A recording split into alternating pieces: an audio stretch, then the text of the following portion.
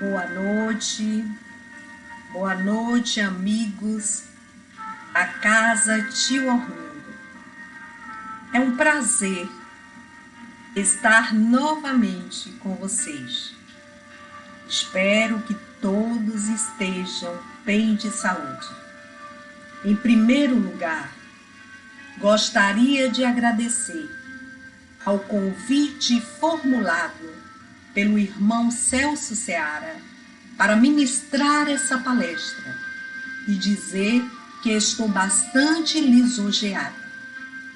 Antes, porém, de iniciarmos a nossa palestra sobre o capítulo 4 do Evangelho segundo o Espiritismo, que nos reporta justamente sobre a reencarnação, faremos a nossa prece inicial.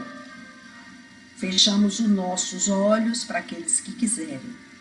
Elevemos o nosso pensamento e exoramos ao Mestre Jesus, aos espíritos trabalhadores da Casa Tio Ormindo, que nos assiste, nos intui e nos ampara, para que possamos ter nessa noite discernimento para entendermos e compreendermos os ensinamentos que aqui serão ministrados e buscarmos vivenciá-los a cada dia, aproveitando o melhor dessa oportunidade bendita que o nosso Pai de amor nos dá. Imbuídos dessa certeza, Senhor, solicitamos o amparo, a iluminação, a intuição para ministrarmos esta palestra. Que assim seja. Feito isso, meus amados, retornaremos para o capítulo 4 do Evangelho segundo o Espiritismo, que vai tratar da reencarnação. E, antes de adentrarmos sobre o conceito de reencarnação, eu gostaria de começar esta palestra com uma célebre frase do insigne Allan Kardec: nascer, morrer, renascer ainda e progredir sem cessar. Tal é a lei. Tal é a lei. O conceito, meus amados, vulgar de ressurreição, no sentido de revivescência dos despojos do corpo, não se sustenta mais. Não se sustenta mais. Atentando-se aos conhecimentos científicos atuais que demonstram cabalmente a sua impossibilidade material. Como reviver um corpo que já se desfez há 2000 anos, por exemplo? Como reviver? E cujas moléculas hoje habitam novas formas materiais. Impossível realmente. Impossível realmente. E mesmo supondo-se que um espírito pudesse, sabe-se lá por que meios, reviver seu corpo, tendo já desencarnado, sendo a justiça, lei divina e natural, todos os outros teriam o mesmo direito. Como garantir esse direito se as moléculas de um corpo que habitou a Terra há tantos séculos podem ser as mesmas que formam hoje o nosso corpo? Então, torna-se impossível ainda, mais uma vez. Assim, tanto pela ciência quanto pela simples lógica, vemos que a ressurreição, como entendida vulgarmente, é absolutamente improcedente. Nós só somos ressurrectos em perispíritos, em corpo físico não. No entanto, meus amados, muitas das religiões, consequentemente do cristianismo, ensinam a ressurreição como dogma, sustentando-se nas Escrituras. E aí? Estão enganadas as Escrituras? Segundo nos explicam os Espíritos, há apenas equívoco por parte dos interpretadores da Bíblia.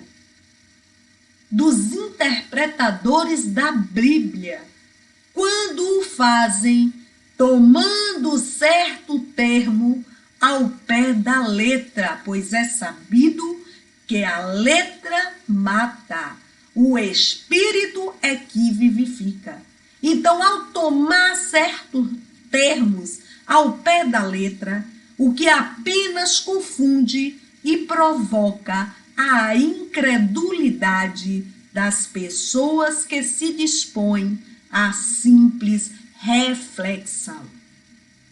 Com o advento do Espiritismo, no entanto, esses conceitos, meus amados, são explicados sem alegoria, mostrando seu sentido claro e preciso, atendendo profundamente às exigências de nossa razão, promovendo assim o aumento das pessoas sinceramente religiosas e crentes. O Espiritismo, portanto, ao contrário de subverter a religião, a confirma e sanciona por provas irrecusáveis. Além disso, meus amados, a lei de Deus está escrita na consciência dos espíritos, na consciência de cada um de nós. E por isso encontramos a crença na pluralidade das existências desde os primórdios da existência do homem na Terra. Desde os primórdios. Ele traz esse conhecimento, essa certeza intuitivamente. Numa rápida passagem pela história, podemos verificar isso facilmente. Desde os xamãs da antiguidade, passando pelos Vedas, Confúcio, Gautama, que é o Buda, Sócrates e tantos outros. A doutrina da reencarnação é ensinada por eles, por todos eles. Também nas escrituras sagradas encontram-se esses ensinamentos. Veremos aqui, mas para o final, trechos da Bíblia, e que também podem ser encontrados no livro O Espiritismo e as Igrejas Reformadas, do autor Jaime Andrade, onde ele pinça da Bíblia vários textos que fala da reencarnação. Então, vale muito a pena conferir esse livro. Na codificação, meus amados, precisamente no Livro dos Espíritos, capítulo 1, livro 2, na questão 115, nos respondem os Espíritos que sobre o propósito da vida, Deus criou todos os espíritos, simples e ignorantes, ou seja, sem conhecimento, e deu a cada um deles uma missão. Todos nós temos uma. essa missão com o fim de os esclarecer e progressivamente chegar à perfeição. Chegar à perfeição pelo conhecimento da verdade e para os aproximar dele, Deus, nosso Pai. Os espíritos adquirem o conhecimento passando pelas provas que Deus lhes impõe. A felicidade eterna e sem perturbação, eles a encontrarão nessa perfeição, quando adentrarem os mundos celestes, os mundos divinos. Já na questão 171 do Livro dos Espíritos, no mesmo livro 2, capítulo 1, esclarece o codificador Allan Kardec que nos objetivos da reencarnação, todos os espíritos tendem para a perfeição. Todos nós fomos criados para a perfeição, através da lei do progresso, que é uma lei natural. Uma lei natural. Então, todos nós estamos fadados à perfeição. E Deus lhes faculta os meios de alcançá-la. Ele nos dá o meio de alcançar essa perfeição, proporcionando-lhes as provações da vida corporal. Sua justiça, porém, lhe concede realizar em novas existências o que não puderam fazer ou concluir numa primeira prova. Porque uma reencarnação somente é insuficiente para a gente burilar a montanha de mazelas que existe dentro de cada um de nós. E prossegue Allan Kardec asseverando que o homem que tem consciência, de sua inferioridade, tem na doutrina da reencarnação uma esperança consoladora. O pensamento de que essa inferioridade não o deserdará para sempre do bem supremo e que ele poderá o conquistar por novos esforços, sustenta-o e lhe reanima a coragem para prosseguir adiante, sempre para a frente e para o alto. O conceito vulgar de ressurreição só foi colocado e mantido até hoje como pilar das igrejas para a sustentação da doutrina da unicidade da existência. Doutrina esta que pretende garantir o controle e poder temporal das igrejas sobre seus tutelados. Porém, se nos dispusermos a questionar as situações que se nos apresentam no dia a dia e compararmos as duas doutrinas, a da unicidade e a da pluralidade das existências, logo verificaremos qual dela responde não só à nossa razão, como à ideia que fazemos de Deus. Como reconhecer, meus amados, por exemplo, a justiça e o amor infinito nas tantas desigualdades e misérias humanas, senão com a chave da pluralidade das existências? Se não for com essa chave, nós vamos ter um Deus injusto, quando é sabido que não é verdade. Deus, nosso Pai, não pode perder nenhum dos seus atributos, senão ele deixa de ser a divindade. No livro O Problema do Ser, do Destino e da Dor, no capítulo 13, que trata das vidas sucessivas, Leon Denis nos diz que, trazendo à baila a lógica da reencarnação, ele nos diz, porque para uns a fortuna, a felicidade constante, e para outros a miséria, a desgraça inevitável. Porque para estes a força, a saúde, a beleza. Para aqueles outros a fraqueza, a doença e a fealdade. Porque a inteligência, o gênio aqui e acolá a imbecilidade. Como se encontram tantas qualidades morais admiráveis, a par de tantos vícios e defeitos.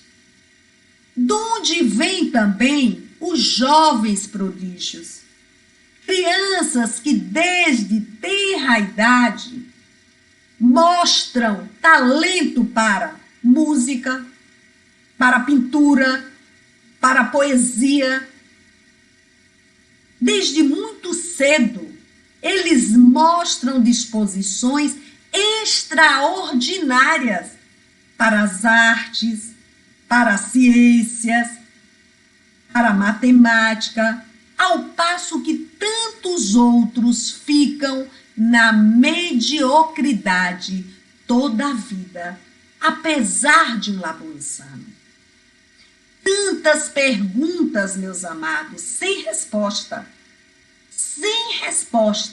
da parte daqueles que sustentam a tese da unicidade da vida, da unicidade da existência. Porém, meus amados, tudo se explica, tudo se encaixa, tudo se torna claro com a doutrina das vidas sucessivas, que é a chave salutar para dilucidar essas questões. Impende ressaltar que as desigualdades que nos chocam resultam das diferentes situações ocupadas pelas almas nos seus graus infinitos de evolução. Portanto, a doutrina da pluralidade das existências lança luz a todas essas questões, revelando assim em toda a sua beleza a justiça e o amor divino, a justiça e o amor do nosso Pai amoroso, do nosso Pai bondoso.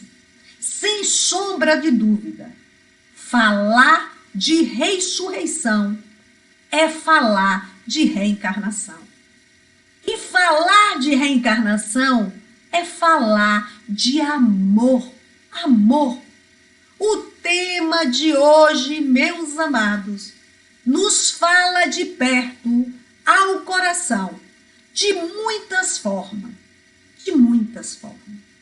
Os espíritos, no livro da codificação, precisamente no Evangelho segundo o Espiritismo, no capítulo 11, onde trata amar o próximo como a si mesmo.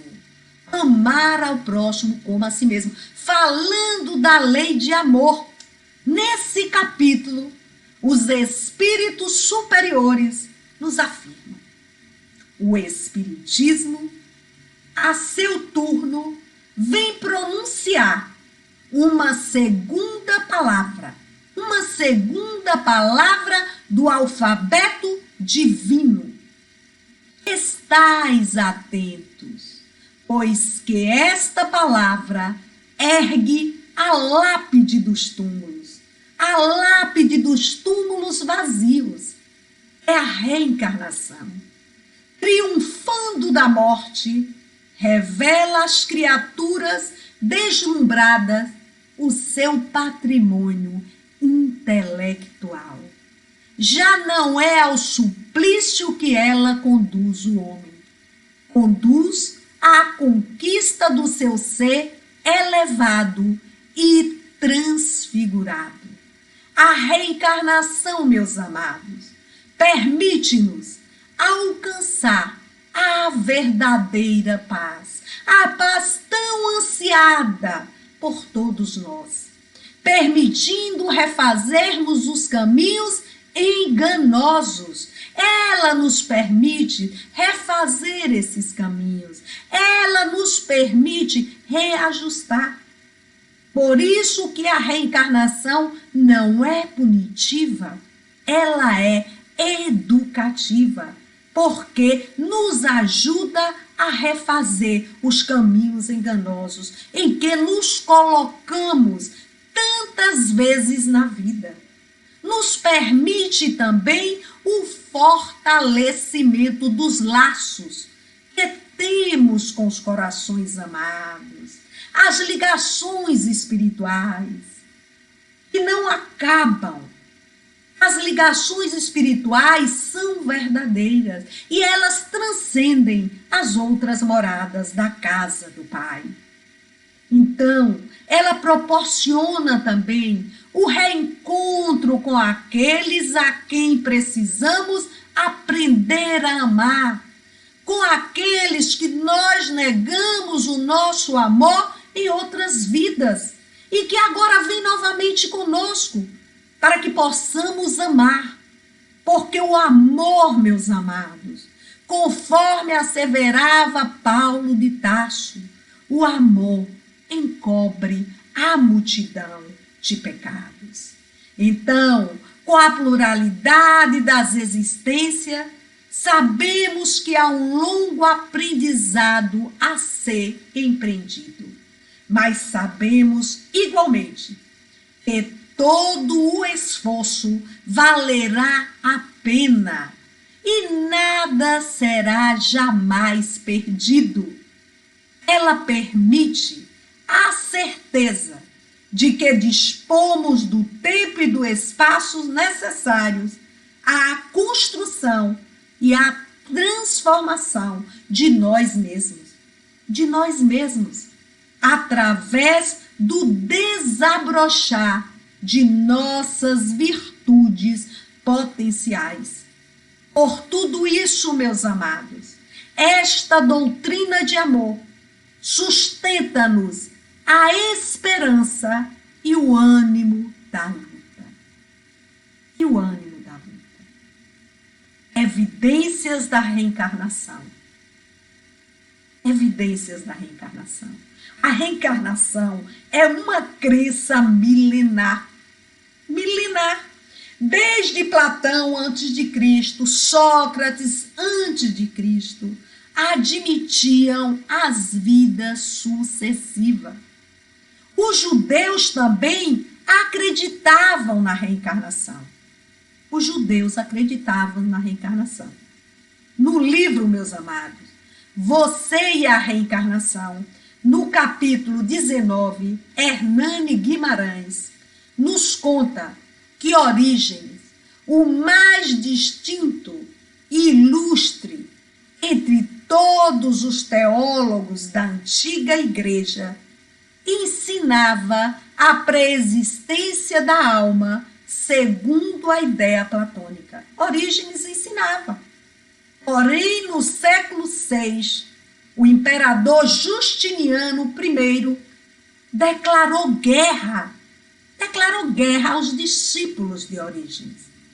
E, no sínodo de 553, em Constantinopla, ou seja, no Conselho de Constantinopla, os seus ensinos foram condenados, ou seja, os ensinos de Orígenes sobre a reencarnação foram condenados, foram proibidos nesse concílio de Constantinopla. Reencarnação passo a passo. Poderemos, como eu havia falado anteriormente, indicado o livro, termos também esse passo a passo da reencarnação na Bíblia. Na Bíblia, isso mesmo. Em João, capítulo 3, versículo de 1 a 13, vamos constatar o diálogo de Jesus com Nicodemos. Pergunta-lhe Nicodemos: como pode um homem nascer sendo velho? Porventura, pode tornar ele a entrar no ventre da sua mãe e nascer de novo? O mestre responde: o que é nascido da carne é carne. O que é nascido do espírito é espírito. Necessário vos é nascer de novo, assevera o mestre. Em Jó, capítulo 9, versículo 1 a 5, nós temos lá Jesus e o cego de nascença. Pergunta os discípulos: Rabi, quem foi que pecou? Ele ou os pais, para ele nascer cego? Jesus responde: ninguém pecou, nem ele, nem os pais. Foi para que nele se manifestassem as obras de Deus. Em Mateus, capítulo 17, versículo de 10 a 13, vamos encontrar Elias, ou melhor, João Batista, reencarnação de Elias. E os discípulos perguntam, só quero dizer os espíritos: é verdade que Elias há de vir e restabelecer todas as coisas? Jesus responde: mas eu vos declaro que Elias já veio e eles não o conheceram e o trataram como lhe aprouve. É assim que farão sofrer o Filho do Homem. Então seus discípulos compreenderam que fora de João Batista que ele falara. Evidências da reencarnação. Onde poderemos obter essas evidências? Uma delas, crianças prodígios. Crianças prodígios. Crianças de uma inteligência imensa, de um intelecto exacerbado. Vamos para o Livro dos Espíritos, para a questão 219. Allan Kardec pergunta: qual a origem das faculdades extraordinárias dos indivíduos que, sem estudo prévio, parece ter a intuição de certo conhecimento, o das línguas, do cálculo e etc.? Responde a pleiade dos espíritos superiores: lembrança do passado, progresso anterior da alma, mas de que ela não tem consciência. De onde queres que venha tais conhecimentos? O corpo muda, o espírito, porém, não muda, embora apenas troque de roupagem. Também temos provas da reencarnação através das crianças que se lembram espontaneamente de suas vidas anteriores, de suas vidas pretéritas, de suas vidas passadas. Temos também a comprovação da reencarnação através das reminiscências de vidas passadas, pelo processo de hipnose, através das terapias de vidas passadas, terapias regressivas. Temos também a comprovação das reencarnações através de pesquisas científicas sobre a reencarnação. Pesquisas estas feitas por Dr. Ian Stevenson, professor de psiquiatria da Universidade de Virgínia. Ele pesquisou 20 casos sugestivos de reencarnação de crianças de 2 a 4 anos de idade, que tinham lembranças de vidas anteriores. Também podemos ter evidências das reencarnações em pesquisas no Brasil, feita por Hernani Guimarães, em 2 livros seus. Um é Você e a Reencarnação. E no seu outro livro, Reencarnação no Brasil, ele pesquisa 8 casos pesquisados que sugerem renascimentos. É um livro maravilhoso para se ler. Reencarnação no Brasil, de Hernani. No livro também, Muitas Vidas, Muitos Mestres, é um best-seller. Muitos de vocês já devem ter lido, ouvido falar. Do neurologista e psiquiatra Brian Weiss. Nesse livro, ele escreve sobre recordações de vidas passadas de uma paciente. Noutro livro, que chama Minha Vida na Outra Vida, conta a história de Jane, uma mulher do interior dos Estados Unidos. Essa mulher tinha visões, essa mulher tinha sonhos, lembrança de sua última encarnação, como Mary, uma mulher irlandesa que faleceu na década de 30.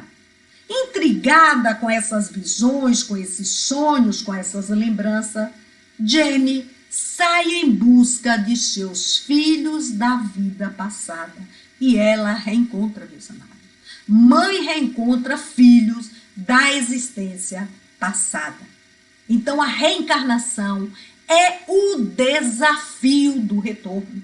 O desafio consta no Livro dos Espíritos, na questão 330 a 343, passo a passo, sobre o retorno, sobre a reencarnação. Perturbação para reencarnar, muito maior e muito mais longa. Por quê? Pela morte, o espírito sai da escravidão. Pelo nascimento, não. Ele entra na escravidão. Porque o corpo limita o espírito das suas faculdades. Para o espírito relembrar, só através do despreendimento da alma, através do sono, quando dormimos, ou quando desencarna. No instante da encarnação, o espírito procede, meus amados, como viajante. O viajante que embarca para uma travessia perigosa, e que não sabe se encontrará ou não a morte nas ondas que decide a afrontar, a enfrentar, a confrontar. Sentimentos desse momento, a aproximação de reencarnar. O espírito sente uma espécie de agonia. E toda a sua família de ligações espirituais que já estão lá, ficam também saudosas porque ele vai deixar para reencarnar. Como acontece com a gente, quando alguém nosso morre, a gente fica triste e os amigos de outras vidas que vão receber do outro lado, os parentes que já antecederam, ficam alegres em receber. Então, a aproximação do momento de reencarnar sente uma espécie de agonia, pois que as provas da sua existência o retardarão ou o farão avançar conforme a suporte. Se suportar bem, a vitória, o êxito é logrado. Caso contrário, você perde a oportunidade bendita e terá que esperar uma nova oportunidade. Planejamentos da reencarnação. A doutora Ellen Van Bach, autora do livro Recordando Vidas Passadas, analisa 750 pacientes. Ela analisa o antes de nascer, como se sentiam esses pacientes e quais os seus objetivos. Hermínio Miranda também, no seu livro Nossos Filhos são Espíritos, na página 125, ele narra também pesquisas dessa médica. Tais projetos envolvem complexidade que mal podemos imaginar, tais como pesquisa do passado, avaliação de possibilidades futuras, identificação e localização de pessoas com as quais devem ser negociadas futuramente atividades. Inúmeras variáveis, meus amigos, são postas em discussão e avaliadas caso a caso, a fim de armar-se um esquema viável dentro do possível, ainda que nem sempre seja o ideal. Complexidade do planejamento reencarnatório. No livro Missionários da Luz, André Luiz, Psicografia de Chico Xavier, nos mostra essas complexidades. O selvagem ou semi-selvagens constrói suas habitações em moldes simples e rudimentares. Todavia, o homem que já desenvolveu padrões superiores constrói o lar, organizando plantas prévias.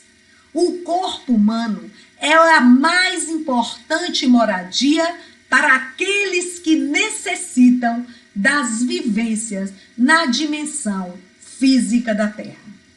Por isso, a importância de haver um cuidadoso planejamento para as futuras habitações carnais. É importante haver um cuidadoso planejamento para as futuras habitações carnais. Na aproximação do espírito com os pais, ocorre a redução perispirítica ou miniaturização do perispírito, para que o espírito possa renascer.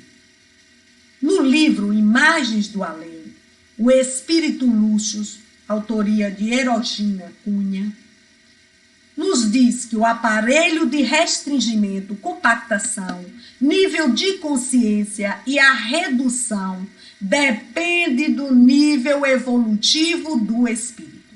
Quanto mais evoluído, o espírito tem consciência do seu reencarne. Quanto menos evoluído, mais ele perde essa consciência para o reencarne. Processo de restringimento realizado no Ministério da Regeneração e utilizado nas reencarnações compulsórias. O perispírito, meus amados, após o processo, resulta num pequeníssimo corpo ovalado, lembrando uma pastilha. E aí, depois da fecundação, existe essa ligação já do espírito com a mãe, para depois vir a união da alma com o corpo. A união da alma com o corpo. E no Livro dos Espíritos, na questão 344, Allan Kardec pergunta: em que momento a alma se une ao corpo? Os espíritos superiores respondem: a união começa na concepção, mas só se completa por ocasião do nascimento. Desde o instante da concepção, o espírito que foi designado para habitar aquele corpo, a ele se liga por um laço fluídico. Laço esse que cada vez mais vai se apertando até o instante em que a criança vê a luz, ou seja, até o instante em que a criança nasce.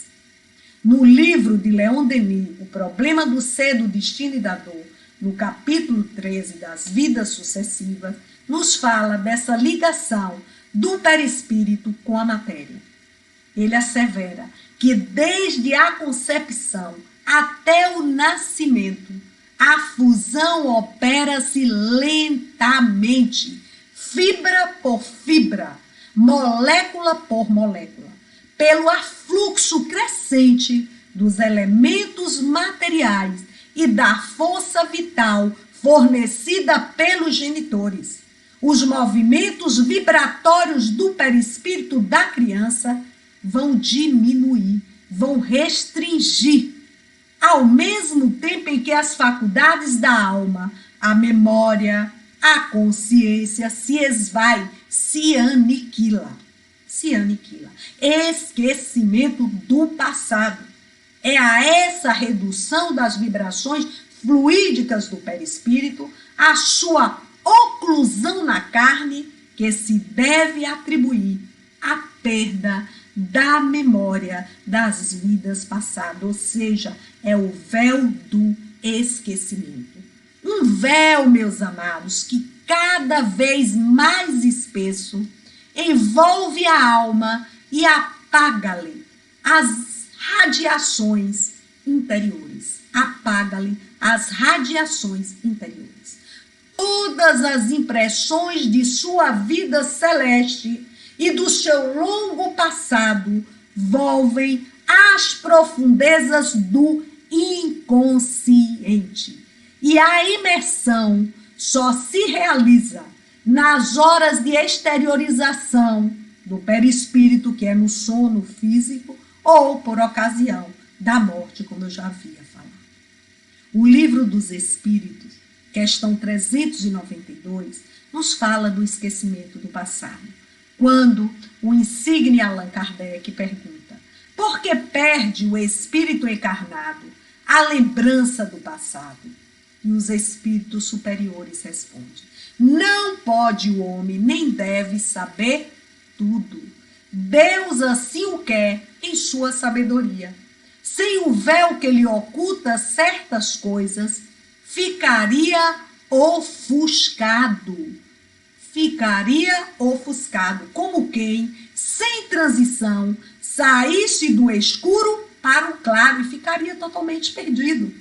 Esquecido do seu passado, ele é mais senhor de si, senhor da sua vida.